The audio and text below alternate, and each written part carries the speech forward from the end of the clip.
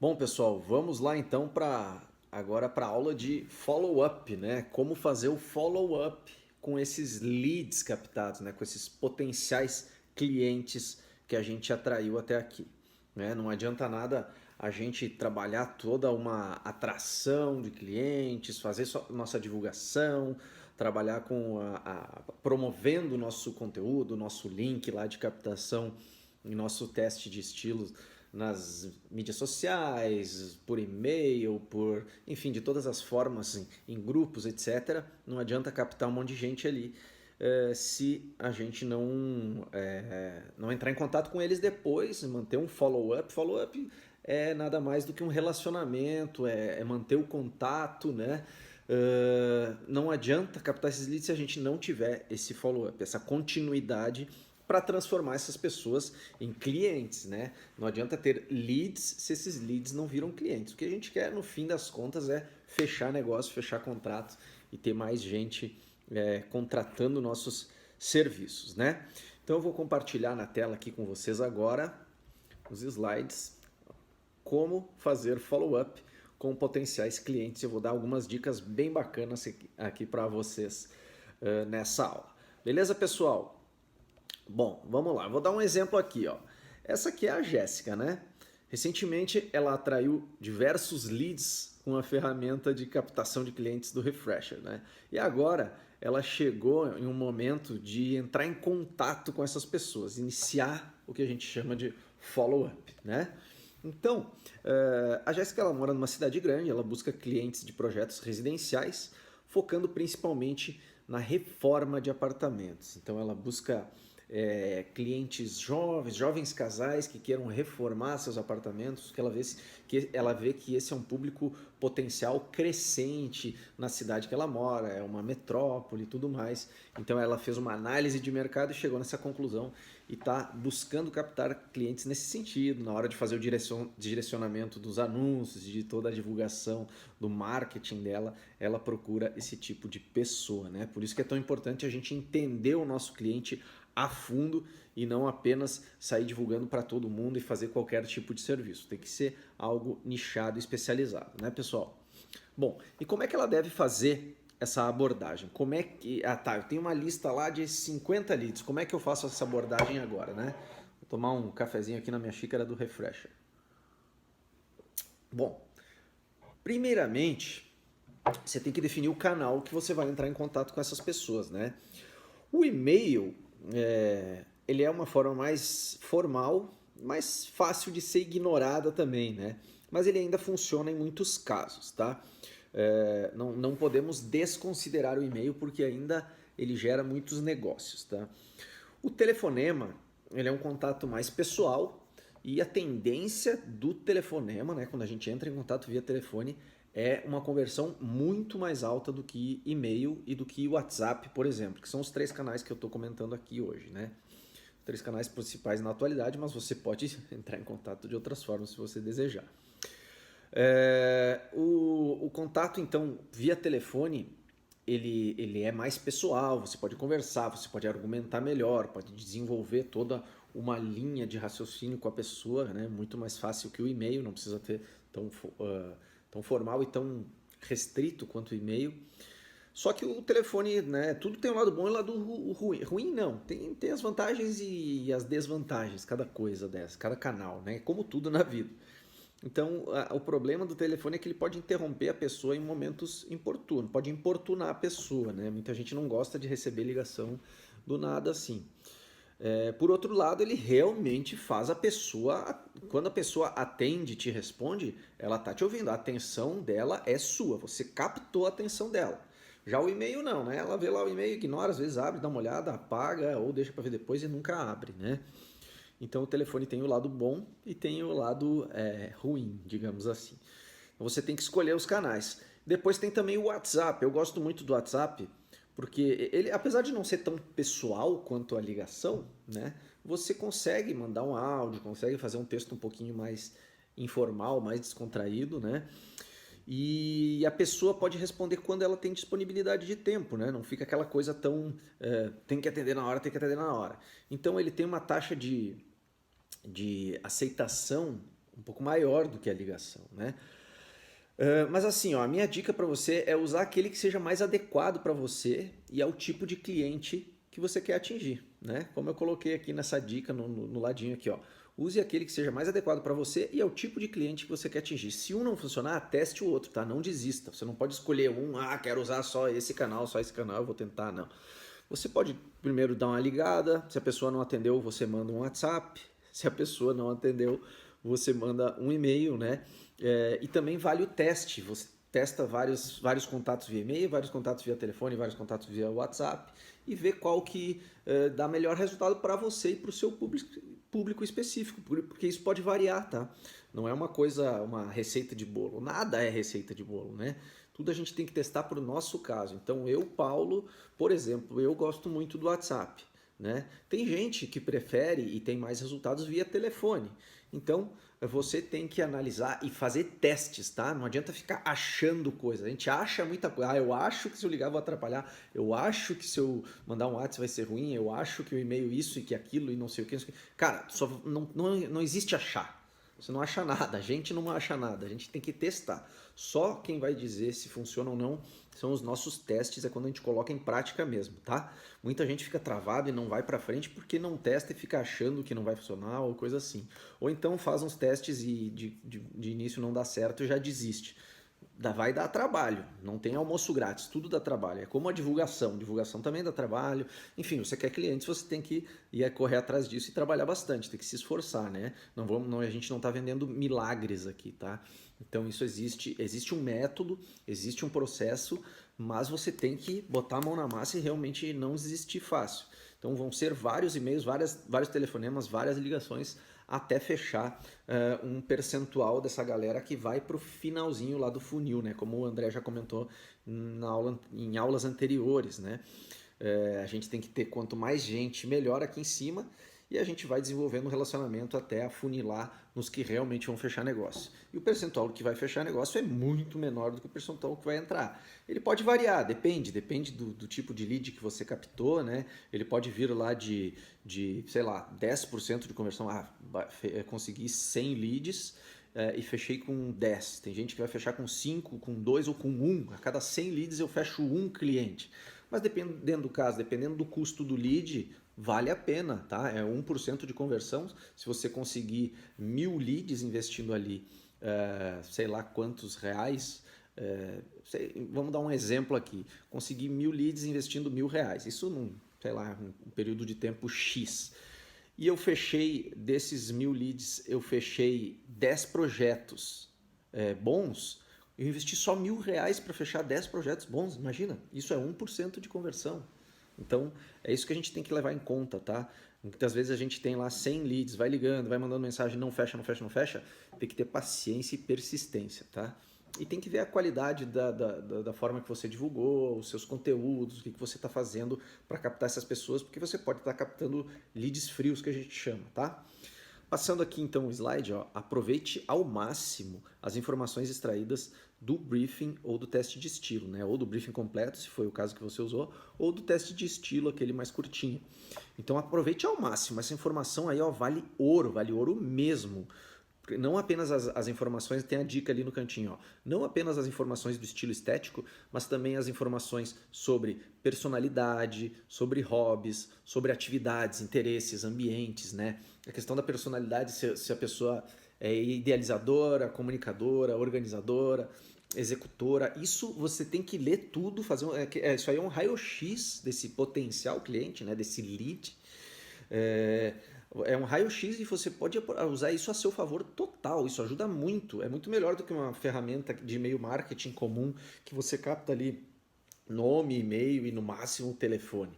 Não, aqui você sabe quesitos da personalidade da pessoa, os hábitos do dia a dia dela em casa, se ela gosta de cozinhar, enfim, depende se ela preencheu lá a questão de ambiente, se ela vai dizer o que ela faz em cada ambiente da casa, ou pelo menos ela vai dizer quais são os hobbies, né? Mesmo que tenha sido só o teste de estilo mais curto, você vai saber quais os hobbies, o que ela faz, se ela gosta de música, se ela gosta de pets, né? De cachorro, de gato, de plantas, se ela gosta de... Enfim, tem um monte de coisa que tem lá no teste que vai te trazer muita informação para você usar na hora de conversar com essa pessoa e quebrar o gelo e realmente gerar um rapport, que a gente chama, que é uma conexão emocional com essa pessoa, gera confiança, né? E gera uma conversa mais leve, mais descontraída, e a pessoa vai provavelmente confiar mais em você, desenvolver mais essa conversa, não vai ficar aquela coisa tão automática como ligação cold call, que a gente chama de call center, que te liga aqui,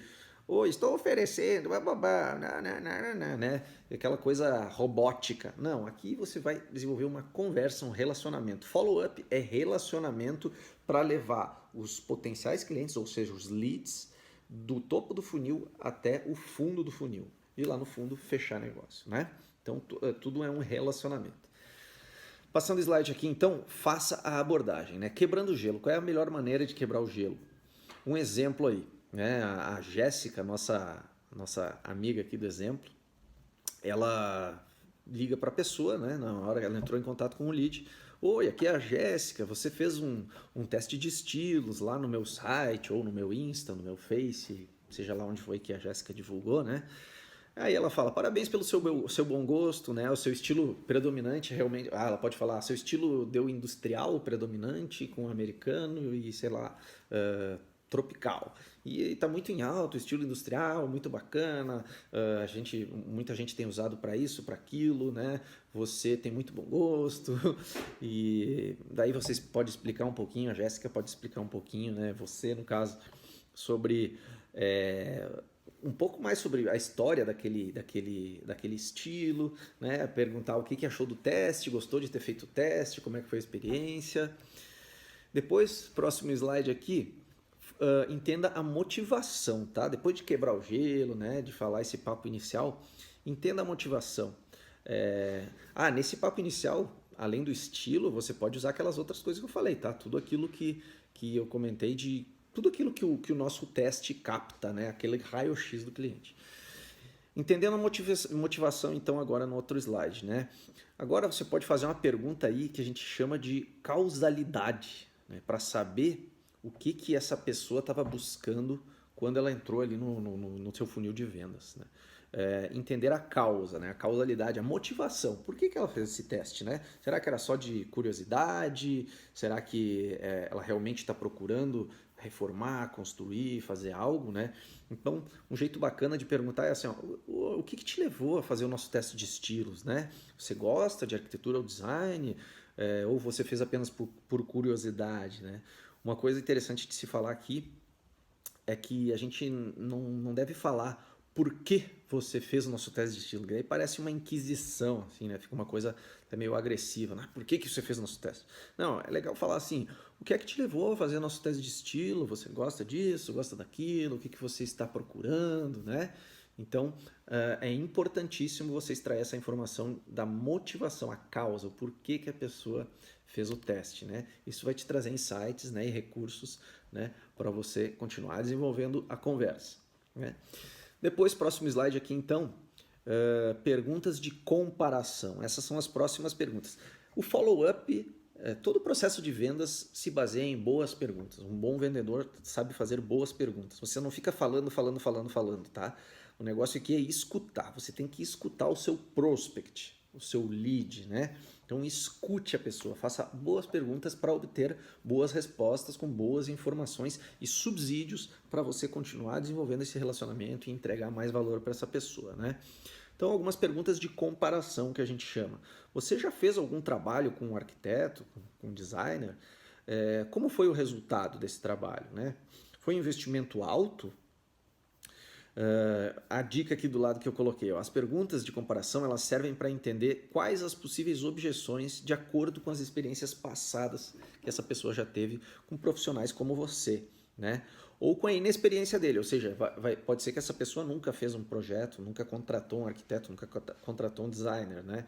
Então você tem que entender isso e se preparar para as objeções, né? Se a pessoa é inexperiente, nunca contratou, ela pode ter algumas objeções do tipo assim, não sei, nunca contratei, não sei como é que funciona, é muito caro, isso aí é artigo de luxo, não é para mim, né? É coisa supérflua, contratar arquiteto, contratar designer, é coisa supérflua.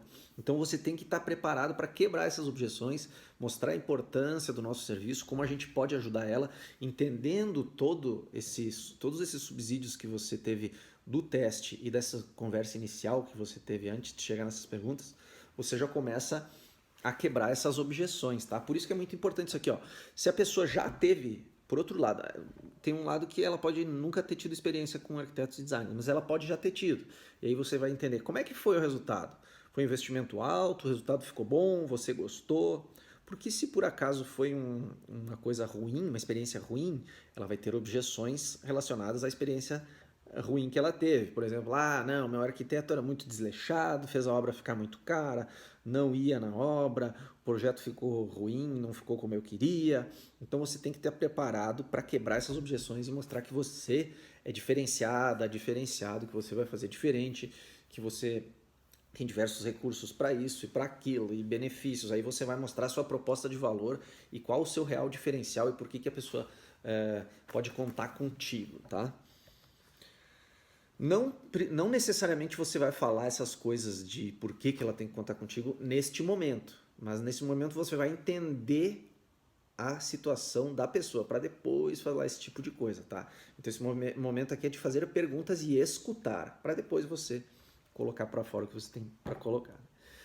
Próximo slide aqui, então, gerando compromisso, né? Tente deixar sempre alinhado um próximo passo antes de desligar ou de acabar a conversa. Qual vai ser o próximo passo a partir dessa conversa inicial que vocês tiveram, né? O intuito quando você entra em contato com alguém é marcar uma próxima reunião, é gerar um próximo encontro para ir evoluindo nesse processo de vendas, né, de contratação. Então, nunca desligue, nunca encerre a conversa assim, tá, então a gente se fala, não, então beleza, então mais pra frente a gente conversa. Nunca faça isso, tá? Você tem que falar assim, a gente pode marcar uma reunião aí, uma call para as 14 horas da quinta-feira, da semana que vem? Você pode falar dia tal, horário tal. Aí a pessoa vai dizer se pode, se não pode, ou ela vai sugerir uma outra data de acordo com a agenda dela. Então isso é importantíssimo, tá, galera? Não dá pra gente deixar em aberto. Você sempre tem que, digamos assim, fechar o cerco, né, e estimular uma próxima reunião. Outra pergunta, tem alguma coisa que te impediria de comparecer nessa reunião? Aí você vai entender outras objeções que a pessoa pode ter. Pode ser o trabalho, pode ser o cônjuge, né, a esposa ou o marido, pode ser filhos, pode ser, enfim, mil coisas aí que podem impedir essa pessoa de comparecer, ou eu não tenho condições financeiras, enfim, você tem que entender fazer essas perguntas para entender melhor esse seu potencial cliente, ver se realmente ele é seu potencial cliente, porque às vezes fazendo essas perguntas você vê que a pessoa não é seu cliente, ela fez por curiosidade e tudo mais, e tudo bem, tá? Tudo bem. Na verdade, a maioria das pessoas ali que você vai entrar em contato não vão ser reais potenciais clientes, tá? Mas faz parte. Outra pergunta, o que é que você gostaria que eu te trouxesse na próxima reunião, que eu te trouxesse? Algum tipo de informação que brilharia os olhos dessa pessoa para uma próxima conversa, tá? Então isso é muito importante você saber o que você tem que trazer para essa próxima reunião. E primeiro para você estar preparado e realmente trazer isso para a próxima reunião. E depois para a pessoa perceber que você está interessado em realmente ajudar ela, né? Que você tem esse intuito e está preocupado em trazer para ela o melhor, o que realmente ela quer, o que ela precisa, o que ela deseja, né? Então, como eu estava falando, né, agora trocando o nosso slide aqui, o poder das boas perguntas, né? Com essas primeiras perguntas aí, você já vai ter uma boa ideia de qual estágio que esse lead está no processo de compra, na jornada de compra, né? Às vezes essa pessoa está num estágio muito inicial, nem está pensando em comprar nada, né? Comprar, que eu digo, é fechar contrato com você, contratar um arquiteto, contratar como designer. Ou talvez ela já esteja realmente procurando, fez o teste porque está procurando ali, está querendo fechar, quero reformar minha casa, meu apartamento, meu escritório, sei lá o que, né? E aí, você com esse tipo de pergunta, você já vai ter uma boa ideia sobre o estágio desse lead aí, dentro do que a gente chama de jornada de compra, né? E a gente tem que desenvolver uma comunicação precisa, tá? A nossa comunicação tem que realmente dar o match ali com esse potencial cliente, com esse lead, na verdade, né? Então a sua comunicação com ele deve ser direcionada de acordo com o estágio desse cliente na jornada de compra dele. Não adianta você querer ligar para a pessoa e querer vender, né, fechar contrato, se ela está ainda pensando se vai reformar o apartamento, se vai fazer alguma coisa, né? E também não adianta você ficar só falando coisas mais amplas de estilo e de muito abertas, né, de conteúdos muito abertos, se ela realmente já está querendo fechar. Então você tem que adaptar a sua comunicação para ela ser bem precisa de acordo com essas perguntas que você vai extraindo e entendendo, né, qual é o momento da jornada de contratação que esse cliente está.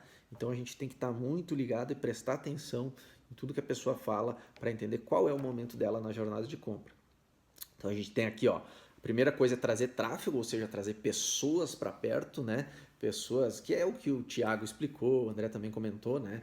Que a gente precisa de tráfego, a gente precisa de pessoas, a gente precisa aparecer para o mundo, senão não vai vender para ninguém. Então a gente tem que atrair gente lá para a nossa boca do funil, né?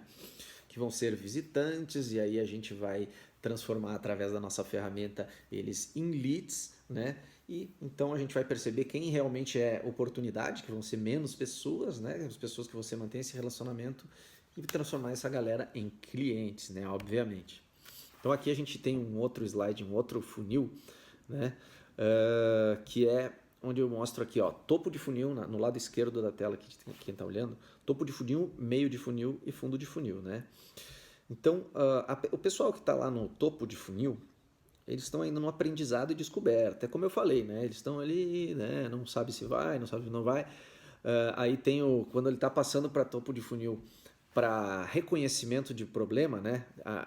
Quem já entende que tem algum problema, se a pessoa está muito lá em cima no topo de funil, aprendizado e descoberta, você pode cutucar na dor, né? Você pode mexer na ferida. Ah, legal. Então, e como é que é a sua casa? Você tem algum problema quanto a isso e quanto a isso? Depende do serviço que você presta. Pode ser o escritório, pode ser, enfim, né? A consultoria. Você tem algum problema quanto a isso? Você já resolveu isso? Então, fazer perguntas inteligentes para mostrar que a pessoa tem algum problema e você entender se ela realmente tem algum problema, né? E aí ela vai começar a considerar, quando você cutuca na ferida, ela pode começar a considerar uma solução. E quando ela considera a solução, essa solução tem que ser você, né? Por isso que você tem que conduzir da melhor forma possível essa jornada do cliente no funil para levar ele para uma decisão de compra, tá? Então, a partir do momento que você entra em contato, faz um follow-up, você está fazendo a jornada desse cliente através do funil e descendo lá para baixo para o fundo de funil até a decisão de compra. E para isso você precisa conteúdo. De repente, conteúdos, você pode, se a pessoa está muito lá em cima no aprendizado de descoberta, reconhecimento do problema, você não vai ficar tentando fechar a venda. Você vai mandar algum conteúdo, você vai, sei lá, se você tem algum e-book, artigos que você já escreveu, você pode mandar mesmo textos por e-mail que podem ajudar essa pessoa, algum vídeo, enfim, conteúdos preferencialmente que sejam que você desenvolveu esse conteúdo, né, de autorais, mas pode ser alguma coisa pontual de outras pessoas, de outras empresas, para mostrar, pode ser no momento de cutucar na ferida, né, para ela reconhecer que tem um problema, pode ser para ajudar ela. É muito bom a gente gerar conteúdo de valor que realmente ajude. A pessoa mostrou, eu tenho um problema com isso, você manda um conteúdo que pode ajudar ela a resolver mesmo sem te contratar ainda, né, de uma forma mais superficial, ela dá um jeito e resolve o seu problema, ou pelo menos entende como funciona. Por exemplo, você faz projetos de clínica médica, né, ou para profissionais de saúde, enfim, e a pessoa quer saber como funciona a aprovação na Anvisa, né, como é que funciona as questões legais na prefeitura para você montar uma clínica ou restaurar uma clínica, fazer uma nova ambientação, enfim, né? E aí você manda esse tipo de conteúdo para eles, vai nutrindo esses clientes, e não desista fácil, porque existe uma pesquisa que diz que a pessoa fecha contrato com você entre o quinto e o 12º contato que você faz. Então não é 1, 2 contatinhos que você vai sair fechando o contrato. Leva um tempo, né? Pode ser que você pegue alguém mais lá no fundo do funil e que já feche, né, mais inicialmente, mas geralmente leva um tempo, é um processo, é um ciclo, né? Por isso que a gente tem que estar sempre trazendo novos leads, porque você vai estar fechando com alguns leads agora, fechando o contrato com leads que você conseguiu lá atrás, 1 mês, 2, 3 meses, 6 meses atrás, depende do ciclo, né? Depende do estágio do cliente. Você vai estar fechando agora, mas você já vai estar captando leads para o futuro e começar o contato com esses novos leads para o futuro. Então é um negócio perpétuo que tem que estar sempre girando, é uma máquina, é um ciclo que tem que estar sempre girando, tá? Beleza, galera? Então, depois de todo esse processo, tem as etapas seguintes. Aqui nesse próximo slide eu falo também que você tem que entregar, né? Você tem que entregar e agregar muito valor nessa experiência. É o que a gente chama de over delivery, né? E depois não adianta só prometer e mandar conteúdo e nutrir essa pessoa se você realmente não gerar valor para ela quando ela te contratar também, né? E entregar o que prometeu. Tem a pós-venda, né? Atendimento, suporte, relacionamento, follow-up. E depois tem as indicações. Então você você deve estimular e facilitar que o seu cliente te indique para outras pessoas, tá? A venda ela não acaba no fechamento do contrato. Ela vai ter a entrega, que é uma experiência, e ela tem que ser boa, né? Tem o pós-venda, atendimento, suporte, relacionamento, tem um follow-up pós-venda também. E aí, isso sendo bem feito, você também tem que estimular e facilitar que esse seu cliente te indique para outras pessoas, entregar algum material de valor que ele possa entregar para os amigos, né? Pedir realmente, você não conhece alguns, você não tem parentes, amigos, colegas que você possa me indicar, que estão precisando do meu serviço. Né? Tem que ser cara de pau mesmo em pedir indicações e entregar algum conteúdo de valor, algum material digital, ou também pode ser físico mesmo, que você entregue para a pessoa. Por exemplo, eu falei o exemplo das clínicas. Se você fechou com um médico ali que está fazendo uma clínica, você fez o projeto e tal, foi tudo lindo, pós-venda e tal, e aí você entrega materiais que ele possa entregar para outros colegas, né, da mesma profissão, que com certeza ele conhece essas pessoas e que possam vir a ser seus clientes também, né? Então é todo um ciclo desde o tráfego até a ativação dessas pessoas no seu funil, um follow-up, relacionamento, conteúdos, conversas, né, entendimento, gerar valor para essa pessoa mesmo antes de fechar contrato. Aí vem o fechamento e depois a entrega, o pós-venda e as indicações. Isso que é o ciclo de venda. E também, além das indicações, tem a vender novamente para os mesmos clientes, né? Você vender outras coisas, outros serviços. Às vezes o cara fez a sala, a cozinha, ou fez uma casa e depois quer fazer o escritório, ou fez a sala e quer fazer o banheiro. Enfim, existem diversos produtos e serviços que a gente pode prestar para o mesmo cliente em momentos diferentes. Então é o que a gente chama de upsell. Você não precisa vender uma vez só para a mesma pessoa. Já que você já captou esse cliente, por que não aumentar seu faturamento, sua lucratividade com o mesmo cliente, né, que já tem um bom relacionamento com você, e vai ser bom para todo mundo, vai ser bom para ele, que vai estar contratando um profissional de confiança, né, e vai ter serviços complementares que vão ajudar essa pessoa, e vai ser bom para você, que vai aumentar o faturamento. E é isso aí, pessoal. Eu acho que esse último papo aqui finaliza bem a nossa conversa sobre follow-up. E qualquer dúvida, podem mandar um e-mail para paulo@refresher.com.br, que eu vou ter o maior prazer em responder sobre esses conteúdos aqui. Beleza, pessoal? Um grande abraço e até mais.